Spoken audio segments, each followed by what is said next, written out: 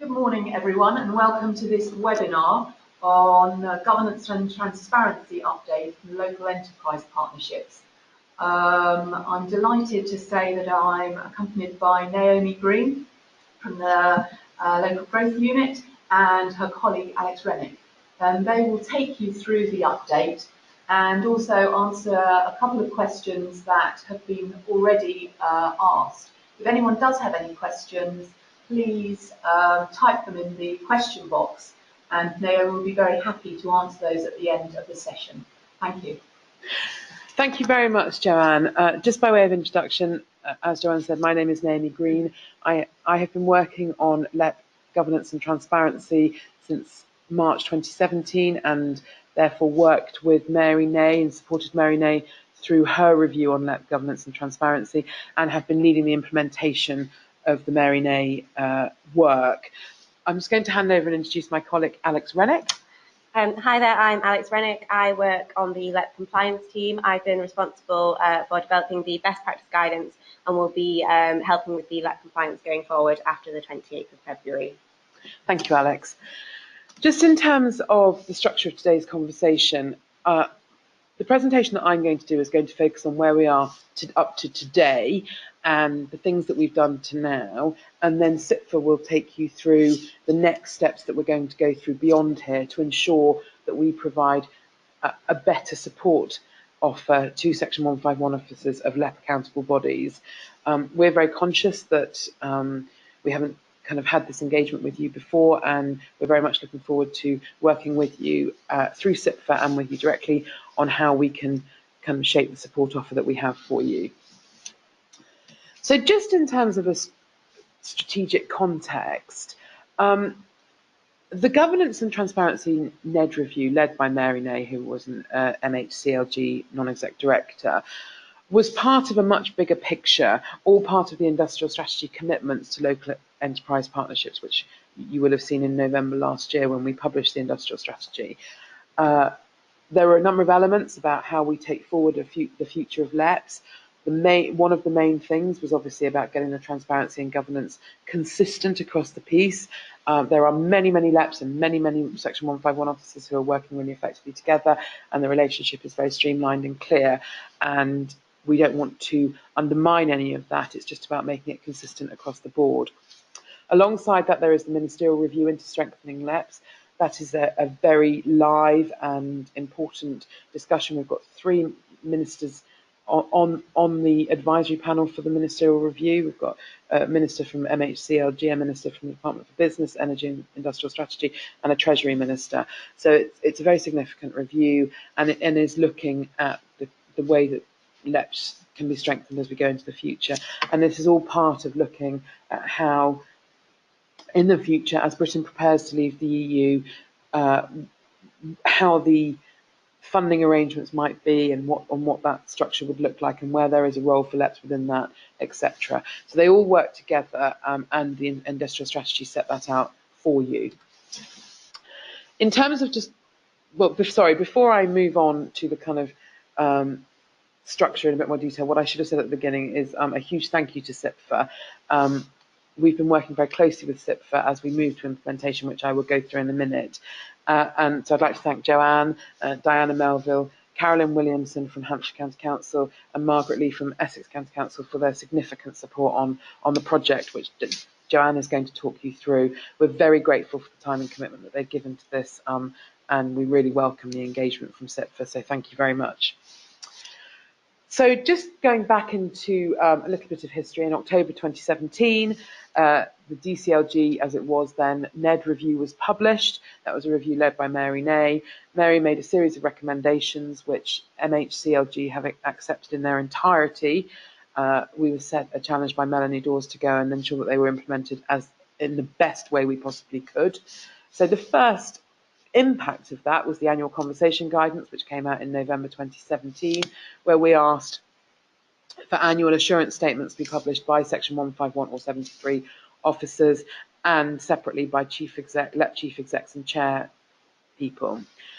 The annual conversations took place in November, and December 2017, and I'm incredibly grateful to everybody, all Section 151 officers, and of course LEP Chief Execs and Chairs, for all of the support they've given to get those annual conversations through there, and a tremendous amount of work, and we really are grateful for all your efforts. In January this year, we published the best practice guidance, which I will talk through in a moment. And then since the beginning of this year, we've been working with our oversight team to ensure LEP compliance and set up the deep dive process. The next step as we move into February and into the end of February and March, the most significant next step is obviously the 28th of February, where all Section 151 officers need to send their letters into MHCLG confirming LEP compliance. I'll talk through that a little bit later. And then beyond that, as we move into March, we need to make sure that LEPs are all compliant through our own checks internally. And then from a more of a policy perspective in the coming months, ministerial LEP review will complete, and significantly for you, we will look towards getting the Section 151 and 73 guidance published. In the longer term, the end outcome is a revised national assurance framework. That will obviously trigger the necessary revisions to your own local assurance frameworks. They will be built on the work that we've done to date. So, for example, incorporating the best practice requirements that we've already published. So a lot of the work will have been done in advance of the actual formal publication of a revised national assurance framework, but that will follow during the next financial year. So what have we been doing within that timeline? So we've been working with the Centre for Public Scrutiny, our own government lawyers, to produce 5 pieces of best practice guidance, which are shown on this slide, and I will talk through those a little bit more later on. LEPs are required to have all of those implemented by the 28th of February, and many LEPs, or all LEPs, have been working on this. We've supported all LEPs have come forward with something or other that they've needed support on, which we've been working with them on. So we know that there's a lot of activity around implementing the best practice guidance. The second area, and significantly for this call, is working with CIPFA to create guidance for Section 151 officers in LEP accountable bodies on their role. Joanne will talk about that in more detail with you. This is something that's kind of we've been working on, and now it's a case of working with you and engaging with you and LEP Chief Execs and Chairs to make sure that we get a shared set of principles that we can all agree to. But Joanne will cover that in more detail. In addition, we've been working with the Government Internal Audit Agency and our own internal oversight team to ensure that we have a much more tailored support package for LEPs around governance and assurance and transparency. That includes enhanced spot checks and the way that we work with LEPs to check from a central team how that work is being implemented and ensuring the transparency through websites. We have an engagement program to support LEPs, which will be over the longer term beyond this March, much more about all LEPs. And then in addition to that, we now have a deep dive model, and there are 12 LEPs currently being supported through a deep dive process, which the Government Internal Audit Agency are leading. We also see there's quite an important role for the LEP network to ensure long-term focus on sharing best practice amongst LEPs, and we are working with the LEP network to define that more so that LEPs are aware of what is available to them. Just moving on to the next slide. So the most significant date in the foreseeable future is clearly the 28th of February. And just this is the timeline for compliance of what needs to be done by when. The top 5 on this list all need to be done by the 28th of February, and I will talk through those a bit more. In the longer term, we are working with the LEP network and sharing best practice, and also working with CIPFA on the training offer and the guidance for Section 151 officers. They are the things that we will talk to you about in a bit more detail in the coming months, and we'd like to understand what you think that needs to look like. This is not something that we are preparing. It is very much in partnership with CIPFA, and particularly in engagement with you and the LEP Chief Execs and Chairs. As I mentioned, in the longer term, we are looking to refresh the National Assurance Framework, and with the intention that all local assurance frameworks will be refreshed and compliant by the 28th of February 2019. So we will refresh our National Assurance Framework, which will trigger refreshers locally, and that will all need to be compliant a year from now. Just in terms of focusing on the compliance requirements for the 28th of February, You are all required as Section 151 or Section 73 officers to send a letter to Melanie Dawes, the MHCLG Permanent Secretary, and the email address is on the bottom of this slide. Your letter is to confirm your LEPs compliance, and the things that we are looking for you to confirm is we need you to certify that the local assurance framework has been agreed, that it meets the standards set out in the LEP National Assurance Framework published in November 2016, and that the arrangements in your local assurance framework are in place and being implemented. In addition to that, for this year's compliance letter, we want you to confirm that the LEPs processes and policies meet the minimum requirements set out in the best practice guidance published in January 2018. As I said, there are 5 pieces of guidance. There is one on the LEPs approach to publication of key documents, including meeting minutes and papers. There is one around the arrangements for confidential reporting and third parties. There is a third requirement around the publication of a whistleblowing policy, a fourth requirement around a conflicts of interest policy that embodies the Nolan principles, and a fifth requirement for a bespoke register of interest using the pre-set form that we have produced. That needs to be signed by every LEP board member and senior LEP staff and staff involved in making decisions. We also require the LEP to undertake a full review with board members every 6 months to ensure that the registers are up to date.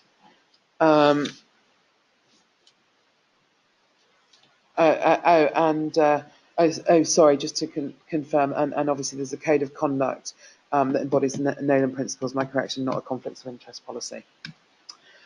In term, and most important for you, is what will trigger a release of local growth funding and LEP core funding in April 2018. So Melanie Dawes will make the decision to approve funding for each LEP at the start of the financial year via the Section 31 payment to you as accountable bodies. The decision to release funding to each LEP will be contingent on the outcome of the LEP annual conversation process, and I know that you've all received a letter from Stephen Dones, our director, this week setting out the outcome of your LEP in terms of the annual conversation process and identifying some steps that need to be actioned to address anything that came up during the annual conversation. Secondly, your letters coming in due on the 28th of February, confirming compliance, which I've just talked about. And finally, that the department's assurance processes that we have in place to check governance, transparency and accountability are also satisfactory. So that will go, we will be doing that through March as well, to make sure that we can confirm that everything that is required of your LEP has been achieved. So once we are satisfied that those things have all been met, funding will then be released, and we will be through this part of the process for this financial year. As we move into 18-19, the focus will be on getting the guidance and support for Section 151 officers right. And at this moment, I will hand over to my colleague, Joanne, who will talk you through how CIPFA are working with us and influencing that process. But thank you very much for your time. Just on questions, I invited questions beforehand, and I've had 2 questions come in early, but please do put any further questions that you would like up on the webinar. So Alex, if you would be grateful, if you'd be kind enough to answer one of the questions that we've had come in about the intended purpose of the Section 151 signature on the Declaration of Interest form. Yes, so we thought about this quite carefully while we were developing the best practice guidance, and we wanted to ensure that the Register of Interest form reflected the joint accountability to ensure good governance and transparency from the LEP and the accountable body, which is why we require the LEP signature and the Section 151 officer signature. However, we are aware there's lots of pressures on Section 151 officers, so we are happy for you to delegate that responsibility if necessary. Fantastic. Thank you very much, Alex, and I hope that answers your question. The second question was about how it was envisaged that the Section 151 officer exercises their Section 114 authority when the LEP is a separate company. This is a very good question, and I think we start from the point that Melanie Dawes is accounting officer for the Local Growth Fund and LEP core funding. Therefore, it is her responsibility and us on her behalf to ensure that that money is being spent well. Therefore, we have a role in ensuring that LEPs are spending the money well. We work with you as accountable bodies, and you are therefore the legal recipients of the grant, and your responsibility is to ensure the funding is spent well. While you can't apply your Section 114 authority in the LEP model, what is appropriate is if you feel that there is a situation where the LEP is not making decisions that represent good value for money, that may be deemed non-compliance with the process that we have in place, and it will depend on a case-by-case basis. Therefore, because Melanie Dawes is the accounting officer, rather than using your own authority, it's about escalating that risk to us via your local area lead, Cities and Local Growth Unit area lead, to suggest that you are concerned and that there might be an issue of non-compliance. We will then work with you to address that potential non-compliance and find a solution that hopefully meets your expectations as legal recipients of the grant, the LEP's role and our role as Melanie Dawes, accounting officer for the funding. I hope that answers the question. And at that moment, thank you very much for your engagement today, and I will hand over to Joanne. I'm Joanne Pitt. I'm the local government policy advisor, and sitting next to me is Diane Melville, who is the principal governance advisor for CIPFA. And what we've been doing is we've been working with Naomi and her team, looking at the response from CIPFA of the Mary Nay report that was published last year. And what we're going to do is just talk you through and make you aware of some of the things that we're doing in response to that and how we would like to take that forward over the next coming months. It's about clarifying really the role of the LEP, accountable body, Officer 151, and it's a conversation about the principles that we've been asked to develop in line with those recommendations. The background of it, if you can see from the slides, was that the current framework required the 151 officer to provide assurance on the activity of the LEPs and make sure that that was in place. Given the volume of funding that LEPs had available, it was a vital part of LEP assurance. As you can imagine, over the last year, we have very different economic environment in which we work. And therefore, this type of assurance, governance and transparency is becoming increasingly more important going forward. And so perhaps this has taken more of a frontline stance than it had done in previous years.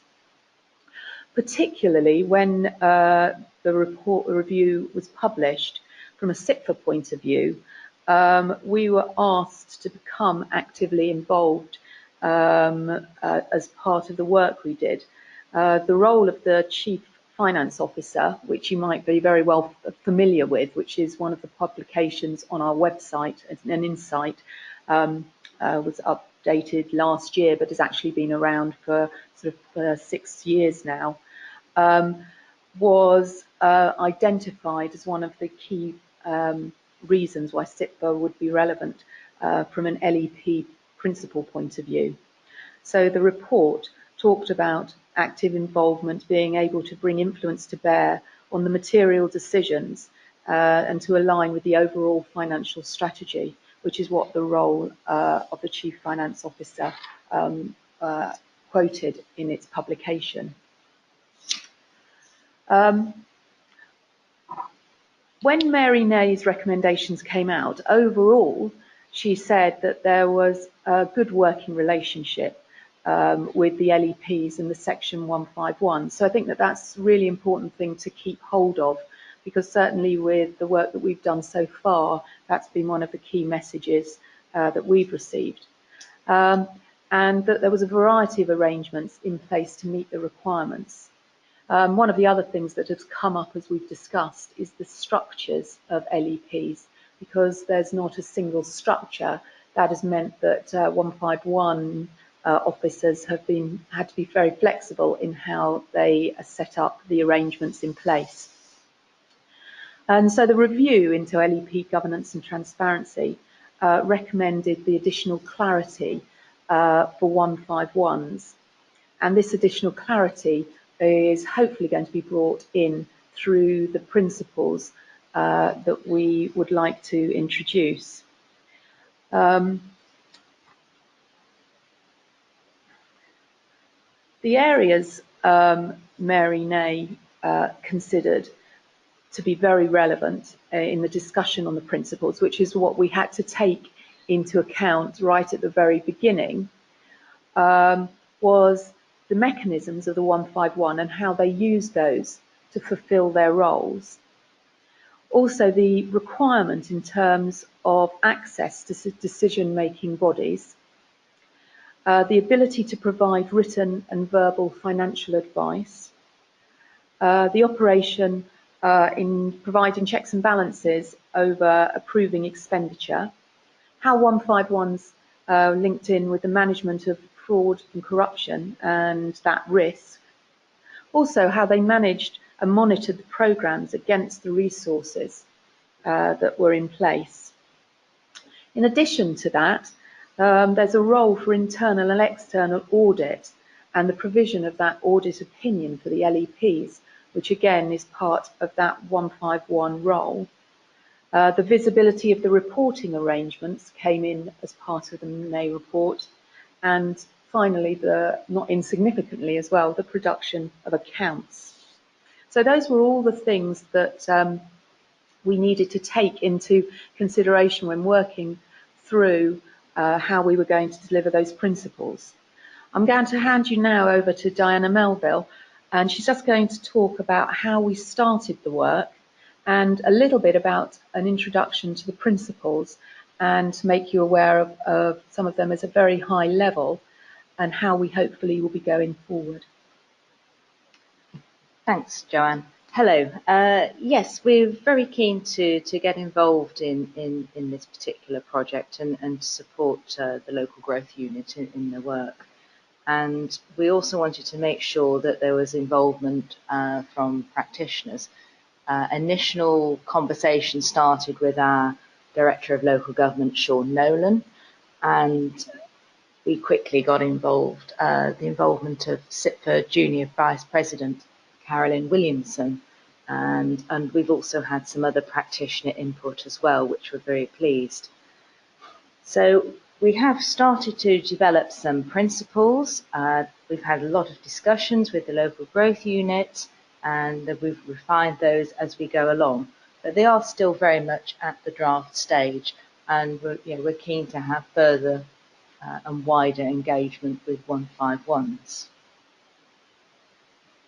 So, just to give you a few bullet points, an introduction to the principles, we've grouped them into 5 areas. And the first one's about making sure that the 151's in a position to undertake their responsibilities effectively. And the second one is to try and emphasise that perhaps there's some common ground between the different 151s. We know because of the different governance structures that practice isn't going to be the same across every LEP, but there are certainly some common ground, some common principles that 151s are taking and should be taking. The third's about the decision-making process and how the 151 fits into that. And the fourth is around assurance arrangements. As Joanne's already mentioned, one of the things that was highlighted by Mary Nay was the need to have that sort of assurance to underpin and provide support to the 151 in their role. So that's things like internal audit. And finally, we were keen to ensure that there was an acceptance and a recognition that if you want good governance, there needs to be an appropriate skill level and across all parties, and there needs to be adequate resource to underpin that governance. Trying to achieve good governance, without that is incredibly difficult. And I'm sure that's something that you sort of all recognise at the current moment. Okay, so what difference do we hope these principles will make? I know a lot of you do already have built up good working arrangements and feel things are working quite well in your particular area. So I don't think it's about substantively changing your way of working in those areas. It's about aiming to add clarity, add recognition of what the 151 role is, making sure that there is that adequate support in place, and as something that Naomi mentioned also, there's a backstop, somewhere to go if you do have concerns. And I think, we all share an interest in supporting good governance and good financial management, and we're hoping that the principles will help you to play your part in delivering that. So finally, the next steps. We hope to be able to release the draft principles in the coming weeks. It's been an ongoing discussion, and there's, hopefully we'll be able to get that into a final draft form very, very soon. We're going to be advertising a consultation workshop where you can have the opportunity to come in and meet with us if you wish to, discuss the principles and play your part in helping to develop them on a sort of face-to-face basis. But obviously we know that isn't going to be convenient for everybody, and obviously you'll be able to submit comments to us by email as well. And we'd be very happy to talk to you on the phone too. We hope to build good awareness of the principles going forward. So for that reason, we're going to be featuring it at CIPFA annual conference in July. Try and raise awareness across the piece. And there'll be ongoing discussion with stakeholders, I'm sure, as well. So that is how we plan to take this forward. Thank you very much, Diana. Well, we're almost coming to the end of our webinar. We have actually had a couple of questions in for Naomi. One from Owen, so I think you're going to answer Owen's question, and then another one from Chris. So I'm just going to hand back now to Naomi so that she's able to answer those questions. Thank you very much, Joanne. Thank you very much, Owen, for your question around the significant work needed to deliver the growing expectations on the Section 151 RELEPs. Yes, that is something that CIPFA have been very keen to include in their discussions with us, and we recognise the need to have that conversation. As we go through evolution of the principles and have a further debate with you, I think that's something that we want to understand a bit more of from your perspective, and work with the LEPs to understand there's lots of different varying ways that LEPs fund and resource their 151 support, and so it's just about kind of whether there's something that the system wants to agree together, the sector want to agree together, or whether they want to keep it as kind of different as it is at the moment. So yes, recognise the question. It's just a case of working with CIPFA and yourselves and LEP chief execs to find the right solution. Secondly, thank you very much, Chris, for your question. Does a corporate position extend to being a voting member of the board and powers of veto on decisions if they represent unacceptable risks of public funds or poor value for money, for example? This is quite a complex question. It depends on the articles of each LEP in terms of its board structure, company structure, or partnership structure. So I think the nuance of this is more than I can give in a short answer. However, at the top level, the answer is no. In general, it depends on the structure of the company and the board. If you advise that a decision that the board is making represents poor value for money, or if they go against your recommendation and they override your advice, there needs to be a documented justification for that board decision. Sorry, there's just a fire alarm. So I hope you can still hear me. So I think this is a complex question that we will need to develop a bit more through the principles, but I think on the surface, the position is that if a board overrides your advice, there needs to be a documented justification for that board decision. If the problem goes beyond that, I think depends on the individual circumstances, and we would need to work with you to address that. As I said in my slides, as Melanie Dawes is the accounting officer for the local growth fund and for LEP core funding, if there is a problem, escalate it to us via your area lead, and we will develop a solution. So I think this is one that's not going to go away, but I think in terms of, we probably need to discuss it in more detail, but that's the position that we have at the moment. Finally, Chris has asked a question about what formal status the principles have. Well, I think they are guidance, and therefore they're about a kind of behaviour and forming a structure rather than setting out some requirements for compliance. Again, if that presents difficulties anywhere, we would rather understand it on a case-by-case basis, and then we can, as we're going through the consultation and engagement period, understand whether or not that approach is not correct. So our understanding at the moment is lots of LEPs, as Diana said, have really successful relationships with their Section 151 officers and wouldn't need us to overly formalise anything. But if that's not the case, let's understand that, and we can talk to you about how we resolve that, and we will talk to LEPs about that. This is not just something that we're doing with Section 151 officers. The principles will be developed in consultation with LEPs as well.